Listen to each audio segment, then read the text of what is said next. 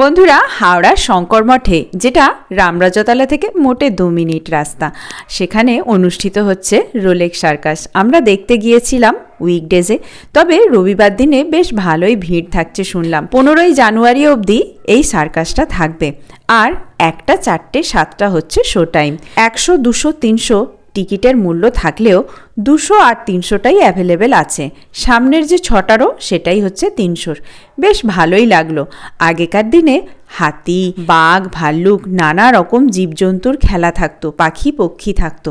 এখন সেগুলো নেই, তবুও এন্টারটেনমেন্ট ভরপুর আছে। আমার মেয়ের তো বেশ মজা লেগেছে, বসে বসে হাততালি দিচ্ছিল। আর ওদেরই পপকর্ন ভাজাটাও বেশ দারুণ। কিন্তু এই সমস্ত যখন এন্টারটেনমেন্টগুলো হচ্ছিল, মজাদার হিন্দি গান হচ্ছিল, বেশ কিছু মারাত্মক স্টান্ট ছিল, সেগুলো আর এখানে দিলাম না। নাচে গানে মজায় বেশ একটা সন্ধে কাটালাম, আর সেই ইনফরমেশনটাই আপনাদের সামনে নিয়ে এলাম।